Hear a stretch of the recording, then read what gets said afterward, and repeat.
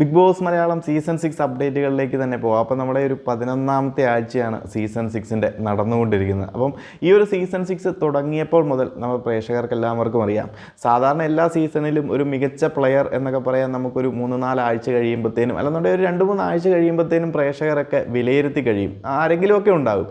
എന്നാൽ ഇപ്പോൾ ഈ ഒരു 11ാമത്തെ ആഴ്ച, അതായത് 75 ദിവസങ്ങളിലേക്ക് അടുക്കുമ്പോഴും നിലവിലൊരു മികച്ച പ്ലെയർ അല്ലെന്നുണ്ടെങ്കിൽ ഒരു മാസ് പെർഫോമർ എന്ന് പറയാൻ ഈ ഒരു സീസൺ 6-ലില്ല. അപ്പോൾ ഉള്ളതിലെ മെച്ചം എന്നതിനനുസരിച്ച് വിരലിലെണ്ണാവുന്ന കുറച്ച് കണ്ടസ്റ്റൻസിൻ്റെ പേര് മാത്രമേ പ്രേക്ഷകർക്കെങ്കിലും ആരെങ്കിലും നിങ്ങൾക്ക് ഇഷ്ടമുണ്ടോ, ഈ ഒരു സീസണിൽ ആരാണ് മികച്ച പ്ലെയർ അല്ലെന്നുണ്ടെങ്കിൽ ആരൊക്കെ ടോപ്പ് 5ലേക്ക് എത്തുമെന്ന് ചോദിച്ചു കഴിഞ്ഞാൽ പറയാൻ പോലും ഉള്ളൂ. എന്തായാലും പ്രേക്ഷകർ നിങ്ങളുടെ അഭിപ്രായത്തിൽ അല്ലെന്നുണ്ടെങ്കിൽ നിങ്ങളുടെ ഒരു വിലയിരുത്തൽ ഈ ഒരു 75 ദിവസങ്ങൾ എടുക്കുമ്പോൾ സീസൺ 6-ൽ ടോപ്പ് 5ലേക്ക് എത്താൻ സാധ്യതയുള്ള അല്ലെ എത്തണമെന്ന് ആഗ്രഹിക്കുന്ന കണ്ടസ്റ്റൻസ് ആരൊക്കെയാണെന്നൊന്ന് കമൻറ്റിൽ അറിയിക്കുക. അപ്പോൾ അതുപോലെ തന്നെ ഞാനും എൻ്റെ ഒരു കാഴ്ചപ്പാടിൽ ആരൊക്കെ ആകും അല്ലെന്നുണ്ടെങ്കിൽ ആരൊക്കെ ആകാൻ സാധ്യതകളുണ്ട്, ബിഗ് ബോസിൻ്റെ താല്പര്യാർത്ഥം കൊണ്ടും ടോപ്പ് 5ലേക്ക് ആരൊക്കെ ആയേക്കാം എന്നതൊന്ന് നമുക്ക് നോക്കാം. അപ്പം നിലവിൽ ആദ്യത്തെ കണ്ടസ്റ്റൻ്റ് എന്ന് പറയുന്നത് നമ്മുടെ ജിൻഡോയാണ്. മൊത്തത്തിൽ ഒരു പൊട്ടനെന്നും അതുപോലെ തന്നെ ഒരു അഭിപ്രായമില്ല, മണ്ടനെന്നുമൊക്കെ എല്ലാവരും തരം താഴ്ത്തിയ ഒരു കണ്ടസ്റ്റൻ്റാണ്. എന്നാൽ സ്റ്റഡി ആയിട്ട് ഫിസിക്കൽ ടാസ്കുകളിലും അതുപോലെ തന്നെ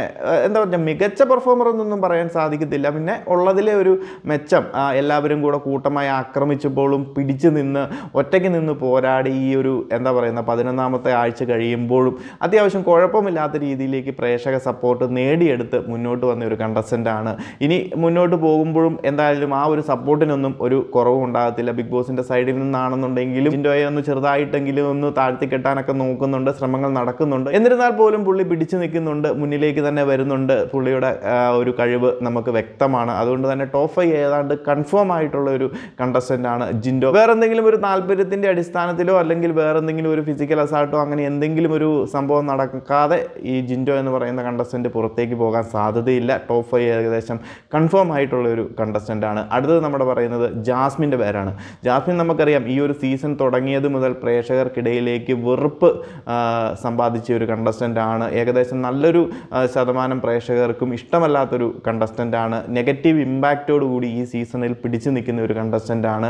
എന്നാൽ നെഗറ്റീവ് കണ്ടൻറ്റ് എന്തുമായിക്കൊള്ളട്ടെ, നെഗറ്റീവായിട്ടാണെന്നുണ്ടെങ്കിലും കണ്ടൻറ്റുകൾ ക്രിയേറ്റ് ചെയ്ത ഒരു കണ്ടസ്റ്റൻ്റാണ് ജാസ്മിൻ ജാഫർ. അതുകൊണ്ട് തന്നെ ഏകദേശം ഈ ഒരു സീസണിൽ ബിഗ് ബോസിൻ്റെ സൈഡിൽ നിന്ന് നല്ല രീതിയിലുള്ള സപ്പോർട്ടുകൾ കിട്ടുന്നുണ്ട്, നല്ല രീതിയിൽ ജാസ്മിനെ പ്രൊമോട്ട് ചെയ്യുന്നുണ്ട്, അവർ നല്ല രീതിയിൽ അവിടെ പിടിച്ചു നിർത്താനുള്ള ശ്രമങ്ങൾ നടത്തുന്നുണ്ട്. ജാസ്മിന് വേണ്ട എല്ലാ ഫേവറുകളും ബിഗ് ബോസിൻ്റെ സൈഡിൽ നിന്ന് പോലും ഉണ്ടാകുന്നുണ്ട്. അപ്പം നമുക്കറിയാം ഈ ഒരു സീസണിൽ ഈ ഒരു കണ്ടൻറ്റ് മതി. നെഗറ്റീവ് ആണെന്നുണ്ടെങ്കിൽ നെഗറ്റീവ്, പ്രേക്ഷകർക്കിടയിൽ എന്ത് വെറുപ്പുണ്ടെങ്കിലും കുഴപ്പമില്ല, അത്യാവശ്യം PR വർക്കൊക്കെ ചെയ്ത് മാക്സിമം പ്രൊമോട്ട് ചെയ്ത് ജാസ്മിനെ ടോപ്പ് 5ലേക്ക് എത്തിക്കാനുള്ള എല്ലാ ശ്രമവും, അതുപോലെ തന്നെ വിന്നറാക്കാൻ പറ്റുമെങ്കിൽ വിന്നറാക്കാനുള്ള എല്ലാ ശ്രമവും ബിഗ് ബോസിൻ്റെ സൈഡിൽ നിന്നും നടക്കുന്നുണ്ട്. അതുകൊണ്ട് ജാസ്മിൻ ജാഫറും ഏകദേശം ടോപ്പ് 5 ഉറപ്പിച്ച ഒരു കണ്ടസ്റ്റൻ്റാണ്.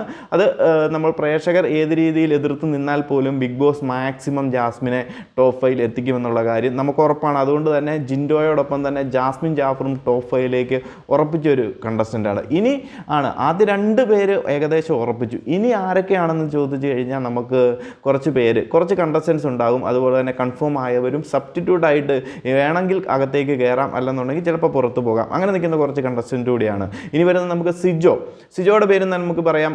ഈ ഒരു സീസണിലേക്ക് വന്ന് കുഴപ്പമില്ലാത്ത നല്ല രീതിയിലുള്ള പ്രേക്ഷക പിന്തുണയൊക്കെ നേടി വന്ന ഒരു കണ്ടസ്റ്റൻ്റാണ്. എന്നാൽ പിന്നീട് ഒരു ഇഞ്ചുറി പറ്റി പുറത്തേക്ക് പോകുകയും തിരികെ വന്ന് എന്നാൽ വിചാരിച്ചതുപോലെയുള്ള ഒരു രീതിയിലുള്ള പെർഫോമൻസ് കൊടുക്കാനോ പ്രേക്ഷകരുടെ ഇഷ്ടം നേടാനോ സാധിച്ചിട്ടില്ല സിജോയ്ക്ക്. എന്നാൽ കുഴപ്പമില്ലാത്ത രീതിയിൽ ഈ ഒരു സീസൺ 6-ൽ നിൽക്കുന്നു. ഇപ്പോഴും തരക്കേടില്ലാത്ത പ്രേക്ഷക സപ്പോർട്ട് സിജോയ്ക്കുണ്ട്. എന്നാൽ അത്രയ്ക്കൊന്നും പറയാനില്ല. ടോപ്പ് 5ലേക്ക് ചിലപ്പോൾ ആ ഒരു അറ്റത്ത് നിന്ന് ചിലപ്പോൾ പുറത്തായേക്കാം. എന്നാൽ പോലും ടോപ്പ് 5ൽ നമുക്ക് ഇപ്പോൾ പറയാൻ പറ്റുന്ന ഒരു കണ്ടസ്റ്റൻ്റാണ് സിജോ. അതുപോലെ തന്നെ അർജുൻ ടോപ്പ് 5ലേക്ക് പറയാൻ പറ്റിയ ഒരു കണ്ടസ്റ്റൻ്റാണ്. നമുക്കറിയാം ഈ ഒരു സീസൺ തുടങ്ങിയത് മുതൽ മികച്ച പെർഫോമർ എന്നൊന്നും പറയാൻ സാധിക്കത്തില്ല. പിന്നെ ഒരു കോംബോ ഒക്കെ പിടിച്ച് തട്ടിമുട്ടി ഈ ഒരു സീസണിൽ പിടിച്ചു നിൽക്കുന്നു. അത്യാവശ്യം സ്കിറ്റുകളിലും അതുപോലെ തന്നെ കുറച്ച് ടാസ്കുകളിലൊക്കെ പെർഫോം ചെയ്ത് തരക്കേടില്ലാത്ത രീതിയിൽ പ്രേക്ഷക സപ്പോർട്ട് പിടിച്ച് കയറി വരുന്ന ഒരു കണ്ടസ്റ്റൻ്റാണ് അർജുൻ. എന്നാൽ പോലും നമുക്കൊരു മാസ് പെർഫോമറെന്നോ എന്ന രീതിയിലൊന്നും അർജുനെ പറയാൻ സാധിക്കില്ല. എന്നാൽ ഇപ്പോൾ നിലവിലുള്ള 12 കണ്ടസ്റ്റൻസിൽ റസ്മിൻ പോയല്ലോ, റസ്മിൻ കൂടെ പോയി കഴിയുമ്പോൾ 12 കണ്ടസ്റ്റൻസിൽ സീസൺ 6 നമുക്ക് ടോപ്പ് 5ലേക്ക് വരാൻ സാധ്യതയുള്ള ഒരു കണ്ടസ്റ്റൻ്റാണ് അർജുൻ. അതുപോലെ തന്നെ അടുത്തൊരു കണ്ടസ്റ്റൻ്റാണ് അഭിഷേക് ശ്രീകുമാർ. ഈ ഒരു സീസണിലേക്ക് വൈൽഡ് കാർഡായിട്ട് വന്ന അഭിഷേക് തുടക്കം ഭയങ്കരമായിട്ട് കത്തിക്കയറാനുള്ള ശ്രമങ്ങൾ നടത്തിയെങ്കിലും ബിഗ് ബോസിൻ്റെ സൈഡിൽ നിന്നും ഒരു യെല്ലോ കാർഡ് കൊടുത്ത് ഈ ഒരു കണ്ടസ്റ്റൻറ്റിനെ അടിച്ചമർത്തിയിരുന്നു ആദ്യം തന്നെ.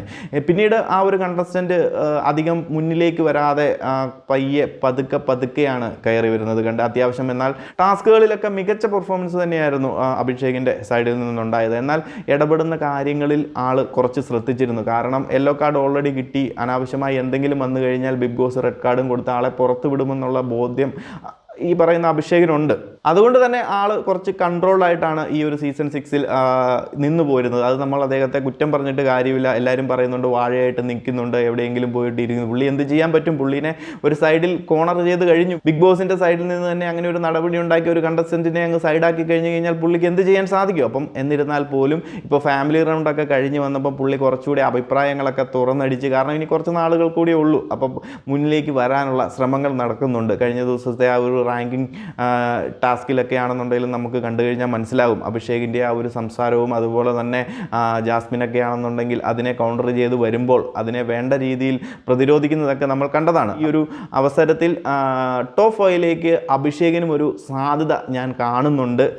ചിലപ്പോൾ അതിൻ്റെ അറ്റത്ത് നിന്ന് പുറത്തേക്ക് പോയേക്കാം. എന്നാൽ പോലും നിലവിലെ കണ്ടസ്റ്റൻസിൽ മുന്നിലേക്ക് വരുന്ന ഒരു കണ്ടസ്റ്റൻ്റ് ആയതുകൊണ്ട് തന്നെ ടോപ്പ് 5ലേക്ക് ഒരു സാധ്യത ഞാൻ അഭിഷേകിൽ കാണുന്നുണ്ട്. ഇനി നമ്മുടെ ബിഗ് ബോസിൻ്റെ സൈഡിൽ നിന്നും പ്രൊമോട്ട് ചെയ്ത് ഒരവസരം കിട്ടിക്കഴിഞ്ഞാൽ ടോപ്പ് 5ലേക്ക് എത്തിക്കാൻ ഉള്ള ഒരു കണ്ടസ്റ്റൻ്റാണ് നോറയെ മാക്സിമം ബിഗ് ബോസ് ശ്രമിക്കുന്നുണ്ട്. ടോപ്പ് 5നുള്ളിലേക്ക് ആക്കാനുള്ള ശ്രമങ്ങളും നോറയെ മാക്സിമം പ്രൊമോട്ട് ചെയ്യുന്നുണ്ട്. എന്നാൽ നോറയുടെ സൈഡിൽ നിന്നും കാര്യമായ സംഭാവനകളൊന്നുമില്ല. പ്രേക്ഷകർക്കിടയിൽ ഇഷ്ടം നേടാനോ ഒന്നും സാധിച്ചിട്ടില്ല. തുടക്കം മുതൽ ഇങ്ങനെ തട്ടിമുട്ടി എന്തോ ഭാഗ്യം കൊണ്ട് ബിഗ് ബോസ് ഹൗസിനുള്ളിൽ നിന്ന് പോകുകയാണ്. ബിഗ് ബോസ് മാക്സിമം ശ്രമിക്കുന്നുണ്ട് ടോപ്പ് 5ലേക്ക് എത്തിക്കാൻ. അപ്പം എന്തെങ്കിലും ഭാഗ്യം തുണച്ചാൽ ബിഗ് ബോസിനെ കൊണ്ട് സാധിച്ചാൽ നോറയെ ഈ പറയുന്ന ടോപ്പ് 5ലേക്ക് എത്തിക്കാൻ ബിഗ് ബോസ് മാക്സിമം ശ്രമിക്കും. ഇല്ലാന്നുണ്ടെങ്കിൽ അതിൻ്റെ തൊട്ട് അടുത്ത വീക്കിലായിരിക്കും നോറ പുറത്തേക്ക് പോകുക. അതുവരെ നോറയെ കൊണ്ട് എത്തിക്കും എന്നുള്ള കാര്യം നമുക്ക് പ്രേക്ഷകർക്ക് എല്ലാവർക്കും ഈ ഒരു സീസൺ കാണുന്ന നമ്മൾ പ്രേക്ഷകർക്ക് മനസ്സിലാക്കാവുന്നതേ ഉള്ളൂ.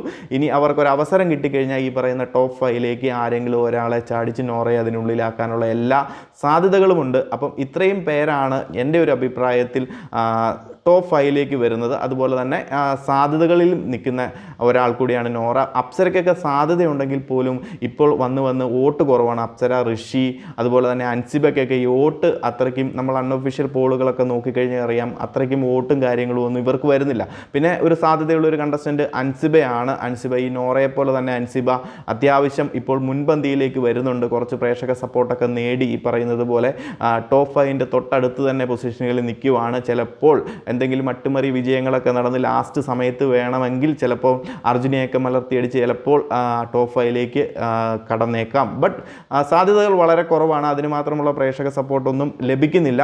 അപ്പോൾ എൻ്റെ ഒരു അഭിപ്രായത്തിൽ ഇതാണ് എൻ്റെ ഒരു ടോപ്പ് 5ലേക്ക് വരാൻ സാധ്യതയുള്ള 5 പേരും. അതുപോലെ ബിഗ് ബോസിൻ്റെ സൈഡിൽ നിന്ന് എന്തെങ്കിലും ഒരു പ്രഷർ അല്ലെന്നുണ്ടെങ്കിൽ അവർക്ക് താല്പര്യമുള്ള കുറച്ച് കണ്ടസ്റ്റൻസിനെ കയറ്റണമെന്ന് തോന്നിയാലോ അല്ലെന്നുണ്ടെങ്കിൽ അതിന് തൊട്ടടുത്ത് നിൽക്കുന്ന കണ്ടസ്റ്റൻസ് ആയിട്ടുള്ളവരും ഇവരൊക്കെ തന്നെയാണ്. ഒന്ന് നമ്മുടെ ജിൻഡോ, ജാസ്മിൻ, അതുപോലെ തന്നെ അർജുൻ, സിജോ, അഭിഷേക്, ഇവരാണ് എൻ്റെ ഒരു അഭിപ്രായത്തിൽ ടോപ്പ് 5ൽ വരാൻ സാധ്യതയുള്ളവർ. അതുപോലെ തന്നെ നോറ, അൻസിബ എന്നിവർ ഇതിൻ്റെ ഈ ടോപ്പ് 5ലേക്ക് എത്താൻ അതിൻ്റെ അറ്റത്ത് വന്ന് നിൽക്കുന്നവരാണ്. അപ്പം നിങ്ങൾ പ്രേക്ഷകരുടെ അഭിപ്രായത്തിൽ ആരൊക്കെ ആയിരിക്കും ടോപ്പ് 5ലേക്ക് എത്തുന്നത്? നിങ്ങളുടെ അഭിപ്രായത്തിൽ ആരൊക്കെ ആയിരിക്കും എത്തിക്കാൻ നിങ്ങൾക്ക് ആഗ്രഹം എന്നൊക്കെ ഒന്ന് കമൻ്റായിട്ട് ഇടുക. അപ്പോൾ കൂടുതൽ അപ്ഡേറ്റുകളുമായി മറ്റൊരു വീഡിയോയിൽ കാണാം.